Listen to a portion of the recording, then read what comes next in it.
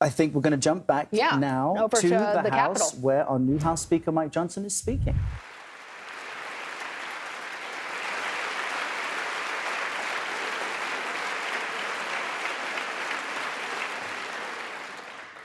I want to express my great thanks for our Speaker Emeritus, Kevin McCarthy.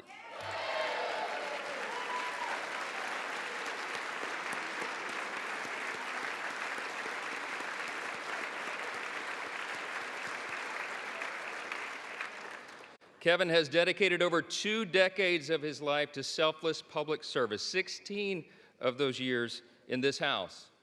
And you would be hard-pressed to find anybody who loves this institution more or has contributed more to it. He is the reason we're in this majority today.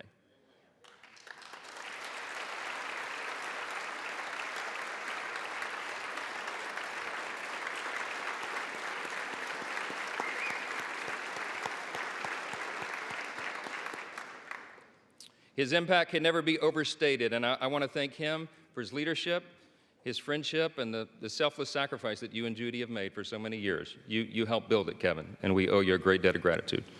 I want to thank the dedicated and overworked staff of this beleaguered House.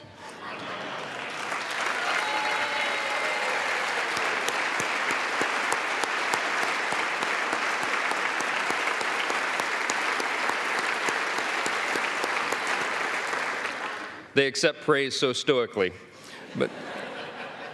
But Miss Susan Cole, our House reading clerk, and yes.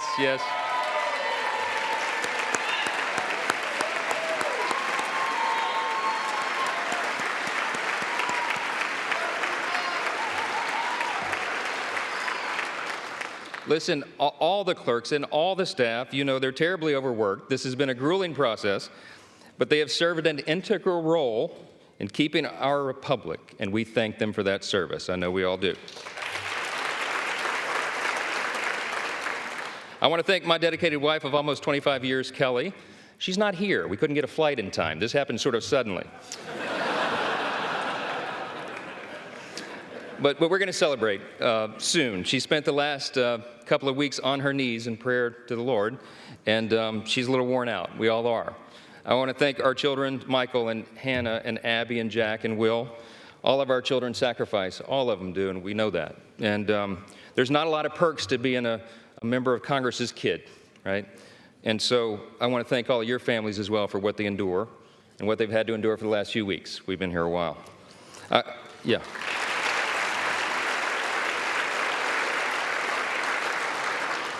I want to thank my faithful mother, Jeannie Johnson, who bore me at the age of 17, and my brothers Chris and Josh, and my sister Laura, and all their families, and all of our extended family.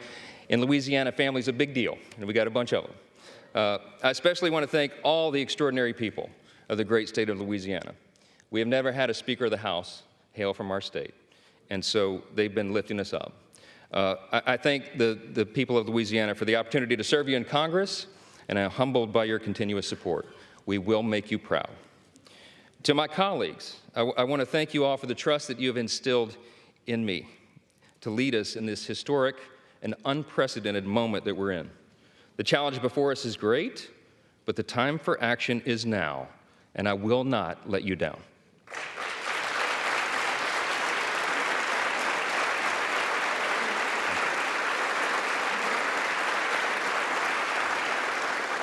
I want to say to the American people, on behalf of all of us here, we hear you.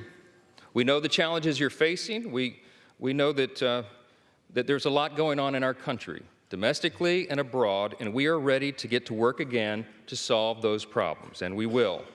Our mission here is to serve you well, to restore the people's faith in this House, in this great and essential institution. My dad, it was mentioned, my dad was a firefighter. He was an assistant chief in the fire department in my hometown of Shreveport, Louisiana, a little town in northwest Louisiana. On September 17, 1984, when I was 12 years old, he was critically burned and permanently disabled in the line of duty. All I ever wanted to be when I grew up was the chief of the fire department in Shreveport. But after the explosion on that fateful day, he nearly died, and it was a long road back, and it's changed all of our life trajectories. I'm the oldest of 4 kids, And my dad, he lived with pain all the rest of his life for decades more. And I lost my dad to cancer 3 days before I got elected to Congress, 3 days. And he wanted to be there at my election night so badly. I'm the first college graduate in my family. This was a big deal to him. And so several weeks after that, it was early 2017. It was my freshman term, and it fell to me to be in the rostrum one night to serve here as Speaker Pro Tem. I thought that was a big deal until I figured out that's what you do for freshmen late at night. And I think if my memory serves, Miss Jackson Lee was winding down one of her long, eloquent speeches. And not that I was not enraptured by her speech, but I looked up at the top of the chamber there, and I saw the face of Moses staring down. And I just felt in that moment the weight of this place, right? The history that is revered here and the future that we are called to forge. And I really was just kind of almost overwhelmed with emotion. It occurred to me in that moment, it had been several weeks, and I had not had an opportunity yet to grieve my dad's passing, and I just had this sense that somehow he knew.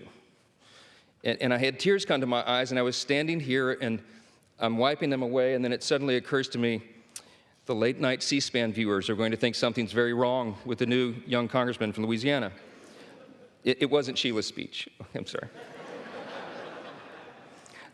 I just knew in that moment that my dad, my father, would be proud of me, and I felt that he was. And I think all of our parents are proud of what we're called to do here. I think all the American people at one time had great pride in this institution, but right now, that's in jeopardy.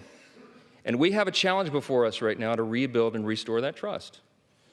This is a beautiful country.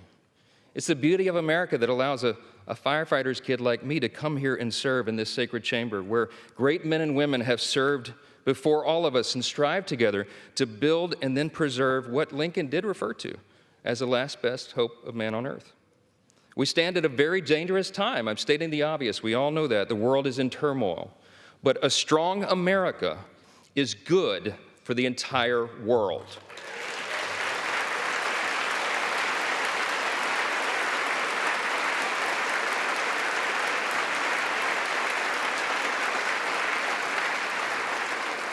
We are the beacon of freedom, and we must preserve this grand experiment in self-governance. It still is. We're only 247 years into this grand experiment. We don't know how long it will last, but we do know that the founders told us to take good care of it. I want to tell all my colleagues here what I told the Republicans in that room last night. I don't believe there are any coincidences in a matter like this. I believe that Scripture, the Bible, is very clear. That God is the one that raises up those in authority. He raised up each of you, all of us. And I believe that God has ordained and allowed each one of us to be brought here for this specific moment in this time. This is my belief. I believe that each one of us has a huge responsibility today to use the gifts that God has given us to serve the extraordinary people of this great country, and they deserve it. And to ensure that our republic remains standing as the great beacon of light and hope and freedom in a world that desperately needs it.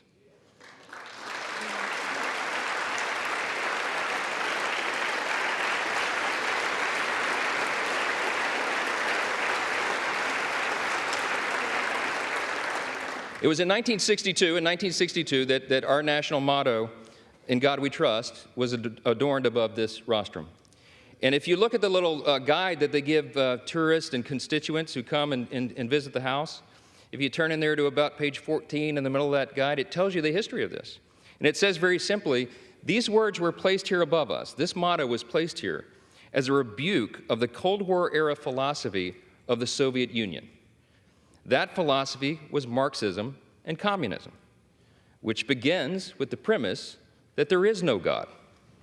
This is a critical distinction that is also articulated in our nation's birth certificate. We know the language well, the famous second paragraph that we used to have children memorize in school, and they don't do that so often anymore, but they should. G.K. Chesterton was the famous British philosopher and statesman, and he said one time, "America is the only nation in the world that is founded upon a creed." And he said it's listed with almost theological lucidity in the Declaration of Independence. What is our creed? We hold these truths to be self-evident. that all men are created equal, not born equal, created equal.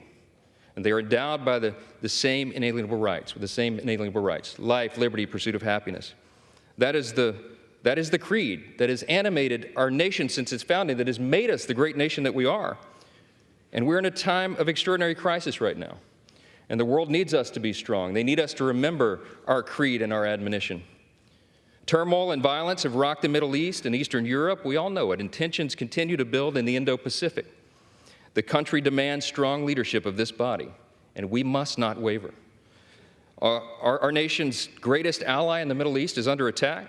The first bill that I'm going to bring to this floor in just a little while will be in support of our dear friend Israel, and we're overdue in getting that done.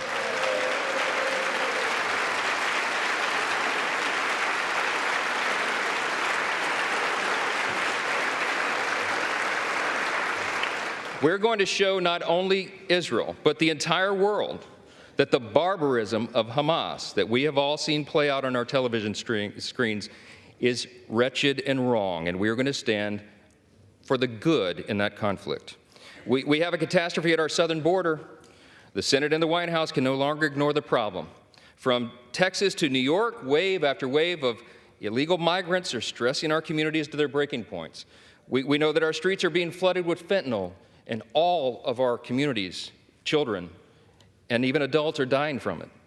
The status quo is unacceptable. Inaction is unacceptable, and we must come together and address the broken border. We have to do it.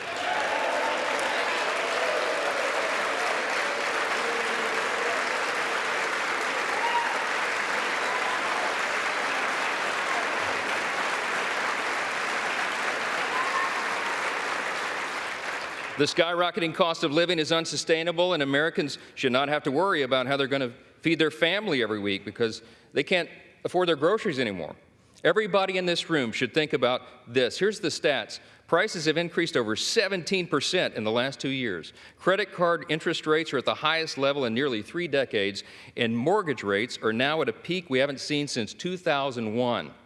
We have to bring relief to the American people by reining in federal spending and bringing down inflation.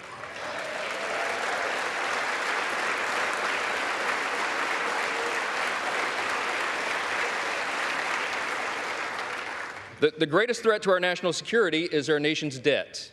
And while we've been sitting in this room, that's right, the debt has crossed almost $33.6 trillion. In the time that it's going to take me to deliver this speech, we'll go up another $20 million in debt. It's unsustainable. We have to get the country back on track. Now, we know this is not going to be an easy task, and tough decisions will have to be made. But the consequences, if we don't act now, are unbearable. We have a duty to the American people to explain this to them so they understand it well. And we are going to establish a bipartisan debt commission to begin working on this crisis immediately.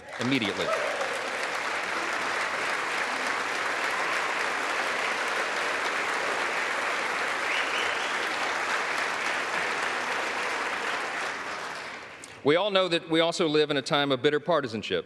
It was noted, and it's been on display here today, right?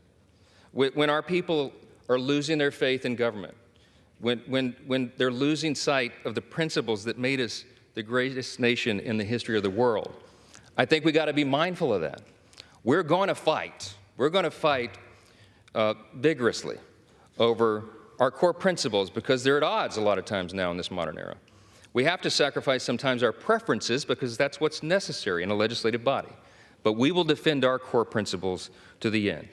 In his farewell address, thank you. In his farewell address, President Reagan explained the secret of his rapport with people. And I like to paraphrase his explanation all the time. He said, you know, they call me the great communicator, but I really wasn't that. He said, I was just communicating great things. And they're the same great things that have guided our nation since its founding. What are those great things? I call them the 7 core principles of American conservatism, but let me concede to you all, I think it's really quintessentially the core principles of our nation. I boil them down to individual freedom, limited government, the rule of law, peace through strength, fiscal responsibility, free markets, and human dignity. Those are the foundations that made us the extraordinary nation that we are. And you and I today are the stewards of those principles, the things that have made us the freest, most powerful, most successful nation in the history of the world, the things that have made us truly exceptional. In this time of great crisis, it is our duty to work together, as previous generations of great leaders have, to face these great challenges and solve these great problems. I will conclude with this. The job of the Speaker of the House is to serve the whole body, and I will. But I've made a commitment to my colleagues here that this Speaker's office is going to be known for decentralizing the power here.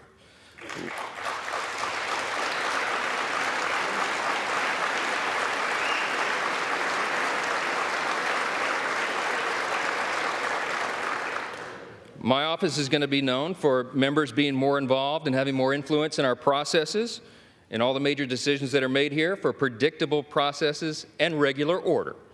We owe that to the people. That's right. And I want to make this commitment to you, to my colleagues here and on the other side of the aisle as well. My office is going to be known for trust and transparency and accountability, for good stewardship of the people's treasure, for the honesty and integrity that is incumbent upon us, all of us, here in the People's House. Our system of government is not a perfect system. It's got a lot of challenges, but it is still the best one in the world, and we have an opportunity to preserve it.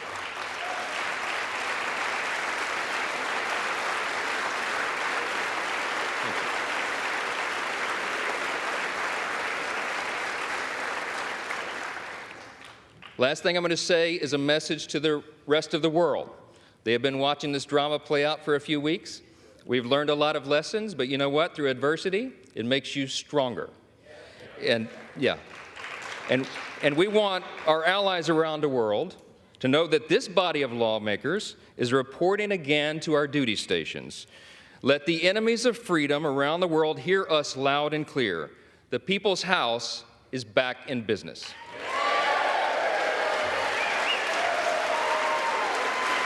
Thank you. Thank you.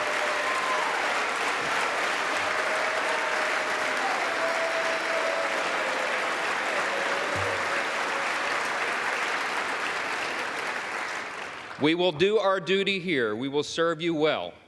We will govern well, and we'll make you proud in this institution again. We're going to fight every day to make sure that is true. I look forward to the days ahead. I genuinely believe in my heart that the best days of America are still ahead of us. God bless you, and God bless the United States of America. Thank you.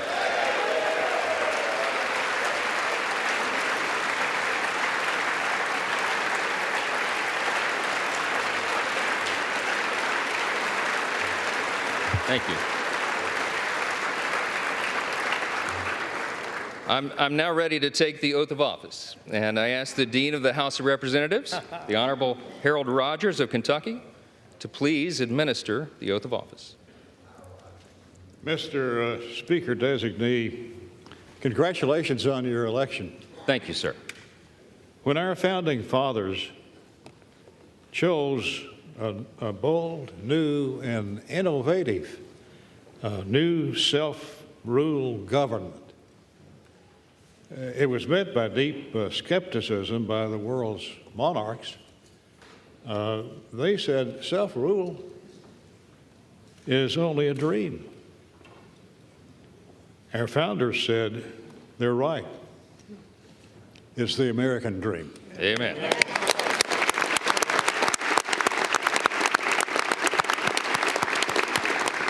Now it's our dream.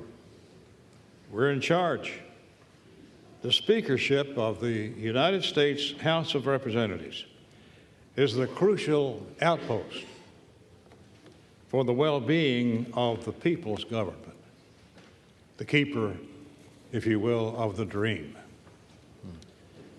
Sir, if you wish to assume this awesome responsibility, please raise your right hand. Do you solemnly swear that you will support and defend the Constitution of the United States against all enemies, foreign and domestic, that you will bear true faith and allegiance to the same, that you take this obligation freely without any mental reservation or purpose of evasion, and that you will well and faithfully discharge the duties of the office on which you are about to enter. So help you God? I do, so help me God. Congratulations, Mr. Speaker. Thank you.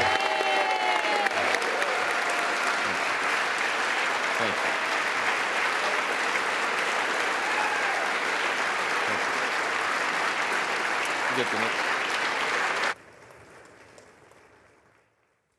And with that oath, it is now official. The new Speaker of the House, Louisiana Congressman Mike Johnson. Right before that, we heard in a speech rooted in faith and his history, a speech from the new Speaker who thanked the last Speaker of the House, Kevin McCarthy, for his leadership.